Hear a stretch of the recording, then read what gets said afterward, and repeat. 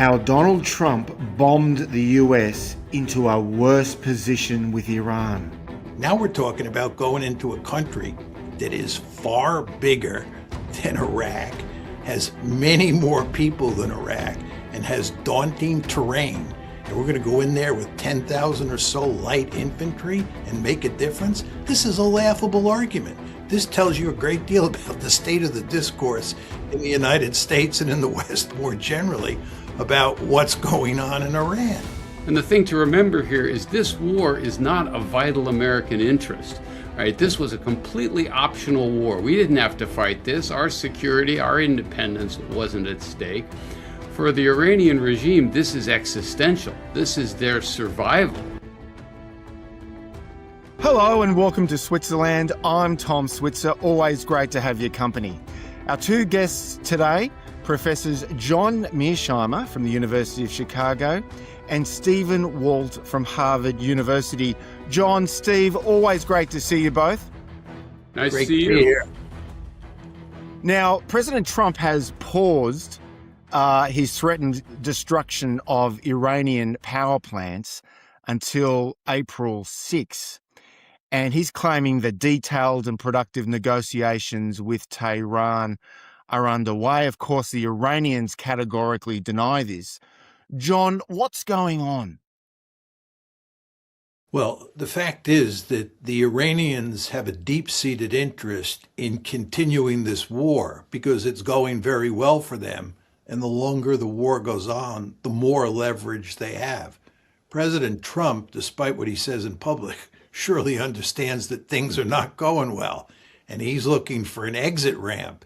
And he believes that he can work out a deal, or he hopes that he can work out a deal with the Iranians that allow him to put this war to an end on reasonably favorable terms for the United States. But again, I don't think that's going to happen because the incentive structure for the Iranians points in the other direction. John, let's just get this straight on the issue of negotiations. The President of the United States has asserted his government is doing negotiations behind the scenes with the Iranians, but the Iranians deny this. And there is global uncertainty about whether to accept Washington's version or the version put out by Tehran's leaders. That's a strange state of affairs, isn't it? I think you misspoke, Tom. I don't think there's global uncertainty. I think there's global certainty that President Trump is lying. Yeah. And if I can add, yes. Can I add something here, Tom? Sure. There are several countries that have been, rumored to be involved in some kind of mediation effort, in particular Pakistan. And none of them have been saying that there are serious talks underway. It's possible that they've been exchanging some messages back and forth, but the idea that there's serious negotiations actually happening, I think, is a fiction. It's a fiction. Steve, Max Hastings, the distinguished British historian who has been a guest on this program, he wrote over the weekend that when Trump says the war is almost won, nobody knows whether this is a prelude to a fresh bombardment, a ground invasion, or a ceasefire. What do you make of all that?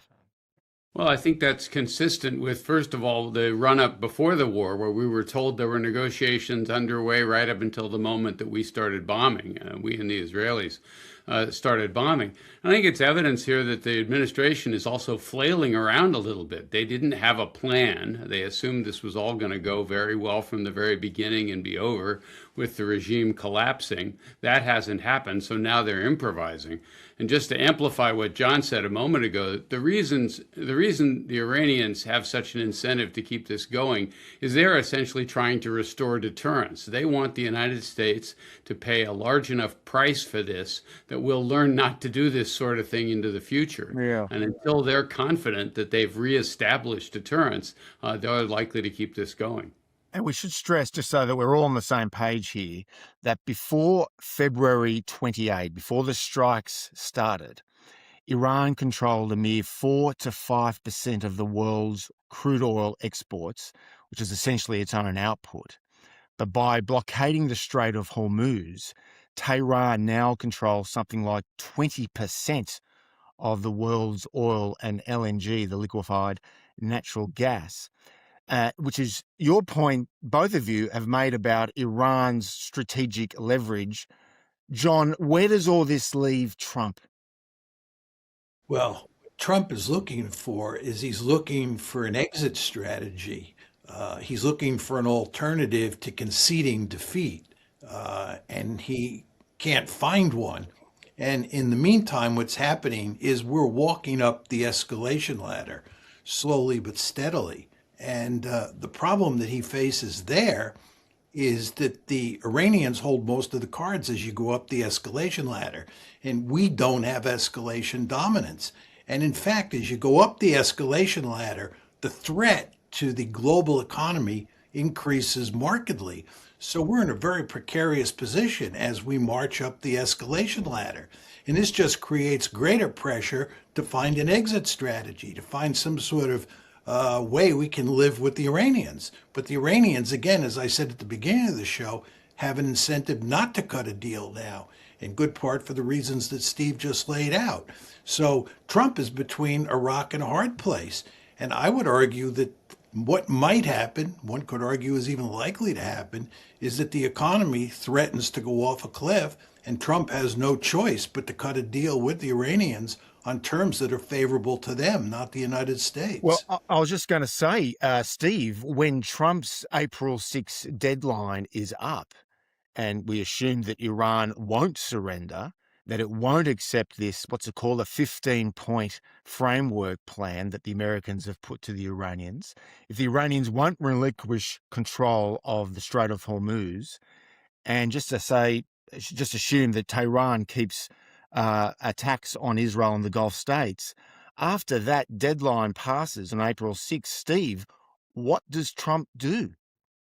Well, I think we've all learned to not try and predict too much about what he's going to do, but he will face the decision of, does he move up the ladder? Does he try something else? Maybe inserting ground troops in various places, maybe another round of strikes on more targets. Although, of course, the administration claims they've already destroyed almost anything that's worth destroying. So it's not clear exactly what more he can do. He can go after power plants, but of course the Iranians will retaliate in various ways against other Gulf states. And it doesn't solve the larger problem, which is reopening the straits so that oil can flow out to markets, along with all the other things that are bottled up inside the strait right now. So none of these things actually solve the larger problem, which is the prospect of severe economic damage around the world. More than 3,000 airborne and US Special Force troops, they're preparing for operations on Iranian territory, and they're set to join 5,000 US Marines already closing in. John, many of the defenders of the war, and we'll get to them in a moment, but they say all this will be a geopolitical game changer that will change the tide of the war and diminish Iran's strategic leverage. John. This is delusional. We went into Iraq with a couple 100,000 troops, and most of those troops were in mechanized infantry divisions and in armored divisions. In the first Gulf War back in 1991, we went in with over 700,000 troops, again, mechanized infantry divisions and armored divisions. Now we're talking about going into a country that is far bigger than Iraq, has many more people than Iraq, and has daunting terrain. And we're going to go in there with 10,000 or so light infantry and make a difference? This is a laughable argument. This tells you a great deal about the state of the discourse in the United States and in the West more generally about what's going on in Iran.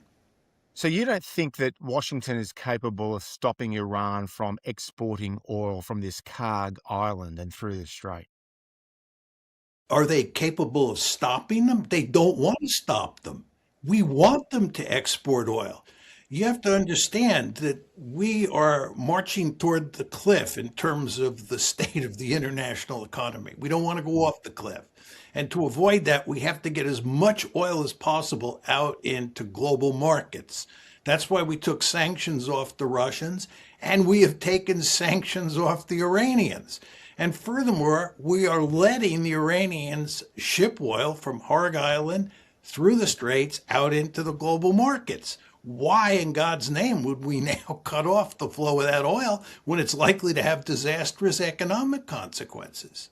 Steve, is that your sense too? Absolutely. I mean, gaining control of Karg Island or even worse, destroying Karg Island would be shooting ourselves in the head for the reasons John just laid out there. Doesn't solve their problem at all. And the fact that people like Lindsey Graham, the senator who's very pro-Trump, very pro-war here, keeps advocating things like this just tells you how little he really understands about the situation we're in. So you want to remember, Tom, just very quickly, you want to remember when President Trump bombed Karg Island. He bombed it once. He went to great lengths to say that we only struck at military targets, not the energy infrastructure. Because again, he understands the importance of getting that Iranian oil out into global markets. So in your telling, both of you, you're saying that Trump's range of options vary only between bad and worse. Steve, going back to the defenders of this mission, and I think of the award-winning columnist Brett Stevens at the New York Times, past guest on this program, the Wall Street Journal editorial page, General Jack Keane, who's on Fox News every few hours defending the war, saying that it's going well. And, I know this from firsthand experience. I had an article in the Australian newspaper just at the weekend, more or less making your points. And the online commentary was overwhelmingly critical. They say that people like Steve Walton, John Mearsheimer, and Tom Switzer are defeatist, that they're appeasers. And their main argument, though, is that the war has been going for just 1 month, yet Iran's Air Force, Navy, command and control capabilities, they're already on their knees. The US, as Pete Hegseth, the defense secretary, says, the US controls the skies of Iran. Your response, Steve? Sure. Well, remember Clausewitz's famous line that war is the continuation of politics by other means. War is not about who can blow the most things up. War is about which side can impose its will, can dictate the terms, can control the politics. And the fact that we've been able to damage Iran's capabilities in a variety of ways doesn't mean that we're winning. We won every battle in the Vietnam War against the North Vietnamese. We lost the war. The Taliban never defeated the U.S. military in open combat, neither did the Iraqi insurgency, and we lost both of those wars there. It's really about politics. And the thing to remember here is this war is not a vital American interest, right? This was a completely optional war. We didn't have to fight this. Our security, our independence wasn't at stake. For the Iranian regime, this is existential. This is their survival. They have enormous resolution here.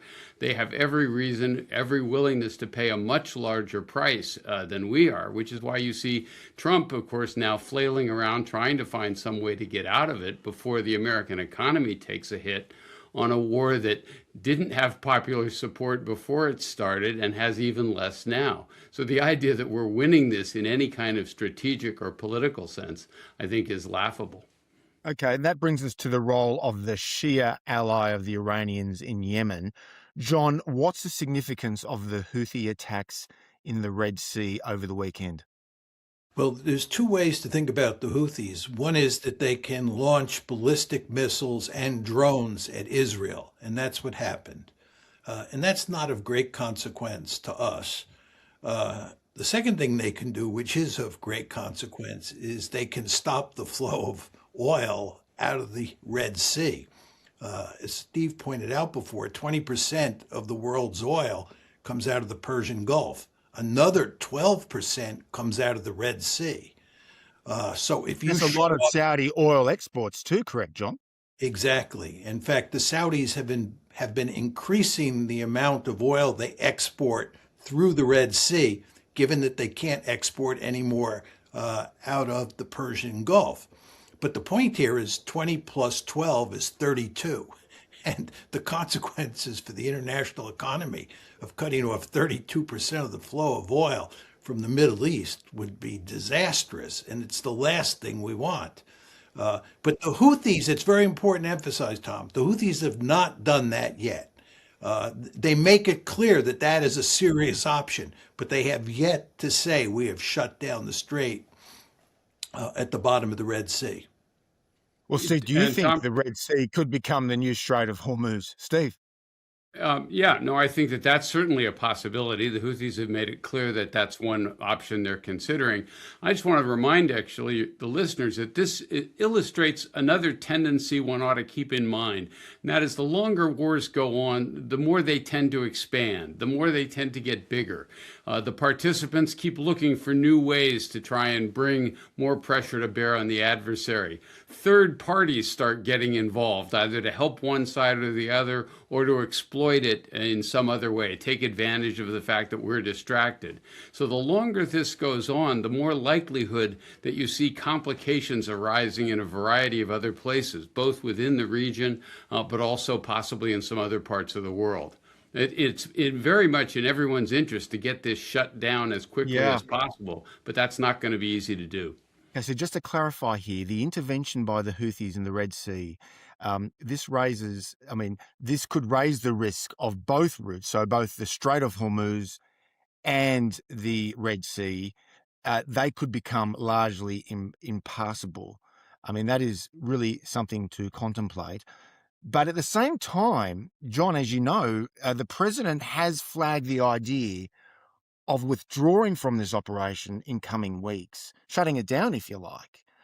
But if that's the case, what does Iran do in response, John? If Iran has sent off the US, would they keep the Strait of Hormuz closed?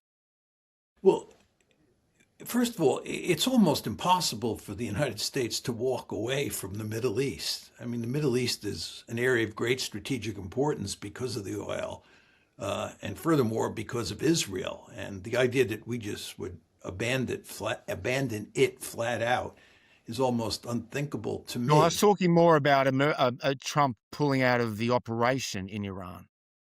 Well, the Iranians still have a vested interest in keeping pressure on the United States and other countries around the world until they get a deal that they like.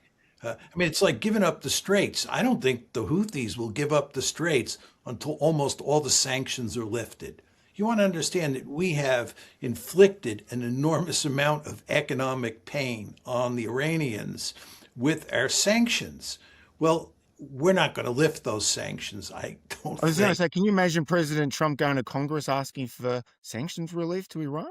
No, in fact, if you look at the negotiations that were taking place before February 28th, they always inserted the word international before the word sanctions. They were talking about taking the international sanctions off. And the reason was that they couldn't take the American sanctions off. So I understand exactly what you're saying, Tom. But if you're playing the Iranian hand and the Americans don't want to do anything to take off the sanctions, at least in any meaningful way, it's in your interest to keep control of the Straits, make money by controlling the Straits, and put pressure on the United States and its allies to take off the sanctions. Steve, you talked about the Americans wanting to shut this down as soon as possible.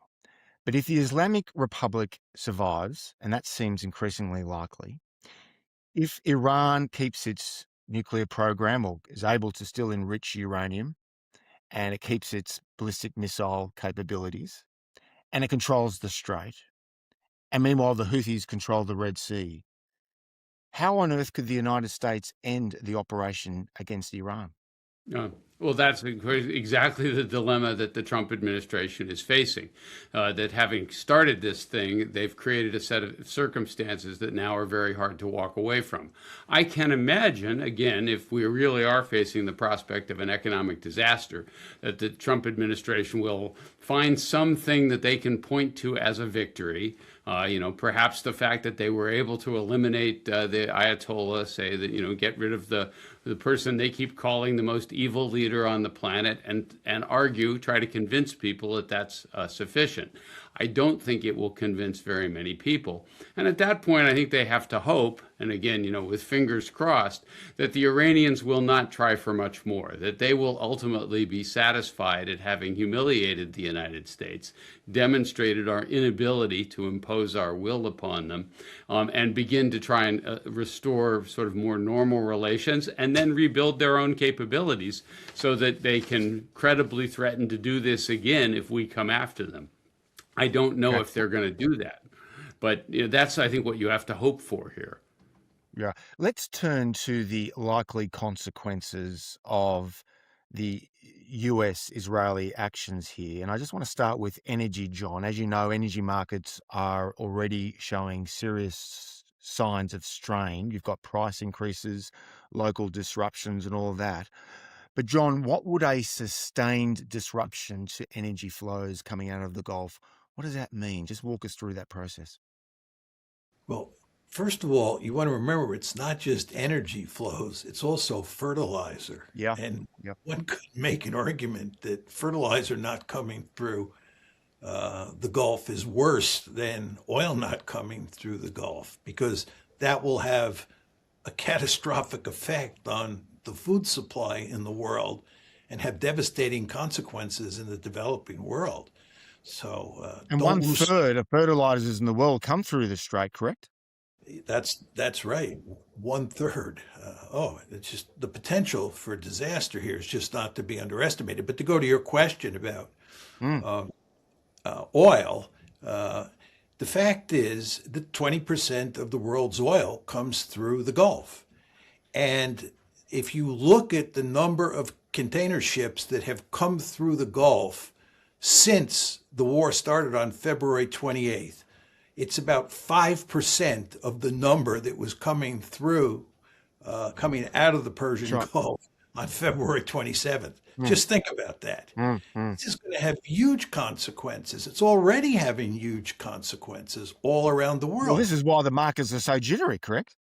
Absolutely. And then you get back to our discussion from a few minutes ago about shutting down the Red Sea. And furthermore, this has a cumulative effect. It's just very important to understand that. Most people will tell you that no matter when they shut down this crisis, if they do it tomorrow, it's still going to have significant negative effects on the world economy for a couple of years to come. That's if you shut it down tomorrow. But there's no sign that this is going to be shut down soon. And the consequences are just going to multiply over time. And I think you're staring at a problem that looks worse than the one we faced after the 1973 oil crisis. And there you had stagflation all around the world, including in the United States, for a significant number of years. There are some people who argue we have never fully recovered from that oil crisis. So if this one continues to go on, one can imagine a situation where you have consequences, economic consequences, that are worse than 73. Like the Titanic heading towards the iceberg, John. Yeah, I like to use that argument. I mean, one can never be certain as to exactly where this is headed. As Steve and I know, as students of international politics, there's a lot of uncertainty surrounding various policies that states pursue. This gets back to going to war. War is in many ways a crapshoot. This is one of Clausewitz's main arguments. When you start a war, you really can never be too sure what you're getting into. Donald Trump, by the way, should have remembered that on February 28th when he rolled the dice. But the same thing is true with the economy. There are some people out there who are very knowledgeable who tell complete horror stories about where we're heading. Can you say that they're right with any high degree of certainty? No, but they may be right. And you just don't want to take a chance if you're Donald Trump. Right. That's why I think the pressure on him, Tom, just to finish here, I think the pressure on him to sort of figure out how to get out of this is going to be enormous over the next couple of weeks. Yes. But we should remember that the United States is energy independent, so they might weather a global economic storm. But what about US allies? I mean, already we've got a sense from allies and partners that they're being asked to bear the consequences of what they believe was avoidable, ill-considered and poorly executed mission.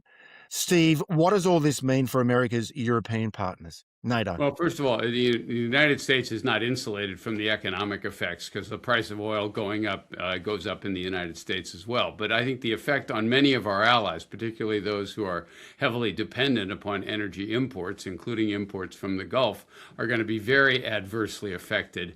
And notice, the European economies have not been in great shape. This is a moment where they're having to spend lots more on defense because they no longer have much confidence in the United States. They're still concerned about Russia, and they're still concerned about Ukraine. Same thing is happening in Asia, in countries like South Korea and Japan, where the United States has been pushing them very, very hard to spend more on defense, etc. Well, this is a huge shock to them. It's a huge blow to their economies. And of course, they weren't consulted about this. They weren't asked their opinion if they thought this was a smart idea. So in addition, they're being sent the message that, in fact, this administration actually doesn't care very much about them. Went to war in the Middle East, did enormous damage to their economies, and didn't even think about how it might be affecting them. And I think when you think the long-term political consequences of this, it's just more evidence that the United States both can't be trusted to be reliable, but even worse, can't be trusted to be competent. Right? And you don't want to have to trust for your protection on an incompetent and unreliable partner. And again, I think the ripple effects of this over time are going to be quite significant. John, Steve mentions that Brussels was not consulted before the strikes, but America's Sunni Gulf partners were consulted, and none of them wanted this war. But now that the war against Iran has been started, we're now well into a month, the Sunni Gulf states want to make sure they have a say, a controlling say as to how this war ends, because they don't want a situation where Iran will continue to weaponize these two major routes, the Strait of Hormuz and the Red Sea. That's a lifeline for their societies and their economies. So how do America's Sunni Gulf partners, I'm thinking of Saudi Arabia, UAE, Kuwait, so on and so forth, how do they respond, John? Well, actually, you see something of a division among them at this point. Oman and Qatar have clearly signaled to the Iranians that they want no part of a war against Iran, and they want to stay out of it. The UAE has looked quite bellicose and quite enthusiastic about pushing the United States to use ground forces and to up the ante in recent weeks. But actually, I just saw some evidence that the UAE is beginning to back off, because the Iranians have told the UAE that if you join with the Americans in any meaningful way, we're going to come in and blast you. And they're well aware now that that is within the capability of Iran, given all the short-range ballistic missiles and drones that it has. So the UAE is even beginning to back off. It looks to me like Saudi Arabia is the one country, maybe Kuwait as well, that continues to want the United States to up the ante. But all I would say is, and I think both of you would agree with me, from a strategic point of view, it's crazy for these Gulf states to push the United States to up the ante and to talk about joining with the United States against Iran. Iran has the capability to do egregious damage to every one of these states. They should be asking the United States to put an end to this war immediately, not asking the United States to escalate. Yeah, but hang on, putting an end to the war, John, just to keep you on your toes here, would mean at least trying to come halfway to meeting Tehran's demands of reparations, sanctions relief that we mentioned earlier, and a commitment by Israel and America to never strike Iran again. That seems inconceivable. Tom, what you want to understand here is that given the genius of President Trump and his advisors, they've put him in a situation with that is the only viable choice they have left. You cannot go up the escalation ladder here. You're not going to win. And the potential for economic disaster is huge. So what are we going to do? We're going to end up eating crow. To use a phrase that we used to use when I was a kid, we're going to end up eating crow. That's what you're saying. And you're saying that's unacceptable. So I say to you, what's the alternative? Yeah. Yeah, bad and worse. Steve, we've dealt with the European allies, the Sunni Gulf partners. Let's turn just quickly to East Asia, the Indo-Pacific, where there's been that diversion of high-end systems such as THAAD and the Patriot missiles away from Northeast Asia to the Persian Gulf. How do you read the the Asia-Pacific response to this crisis? Well, again, they have the same reaction as our European allies. This was not their idea. They weren't consulted about it. And it's a sign that the United States doesn't consider them nearly as important as it should. I mean, given that China is ultimately the long-term problem for the United States, the big strategic problem is China, then our allies in Asia are of critical importance because the United States is not an Asian power. We need to have strong partners there in order to be an effective balancer against a rising China. And what we've now signaled, what the Trump administration has now signaled to these countries, is that they're way down the list. We don't need to worry about their economic concerns, and when necessary, we'll pull systems that are deployed in Asia to defend them. We'll pull them out and send them to the Middle East to defend Israel or to defend other countries as well. So again, the message we have sent, I think unintentionally, but unmistakably, is that these countries can't rely on this administration to have their strategic interests at heart. Now, it's possible some future administration can rebuild confidence in the United States, but I think we've done enormous damage to our situation in Asia, and that will become clearer and clearer over time. John, as you well know, Presidents Obama, Trump first, Biden, and even Trump second were supposed to pivot to Asia to help contain China.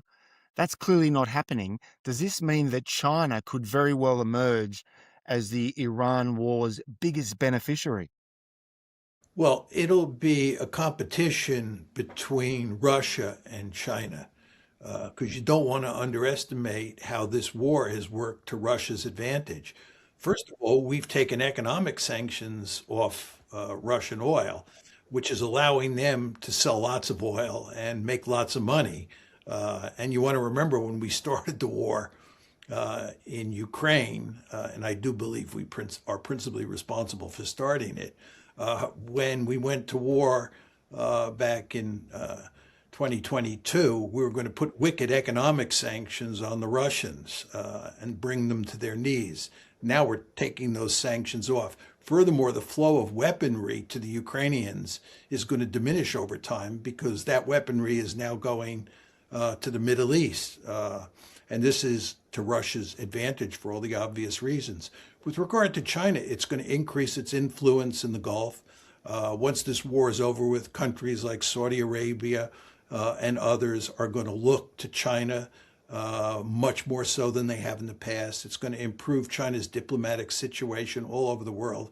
But most importantly, as Steve was saying, basically what we are doing here is not pivoting to Asia, we're pivoting away from Asia. This is manna from heaven for the Chinese. Yeah. Couldn't ask for anything better. Yeah, I just wanted to add an additional point to that, and that is, there's this old line of Napoleon's, never interrupt an opponent when they are making a mistake, right? And so Beijing must be looking at this as, just a wonderful development, particularly because they have been trying to represent themselves for a long time now as a predictable, stable, reliable force in favor of world order, not starting a lot of wars, not getting involved, trying to overthrow other governments, someone you can do business with, even if you don't agree with them on everything. And of course, this just reinforces that image. We look like the rogue elephant that's causing trouble all over the place, and the Chinese look like they're, responsible stewards of a stable world order. That's going to be a great boon to their diplomacy going forward. So a war that was meant to destroy the Iranian regime and seriously set back their backers, China and Russia, looks like it could embolden not just Iran, but also China and Russia. Steve, John, to be continued. Thanks so much. We'll do this very soon. And next time we'll address what all this means for Israel. Thanks so much.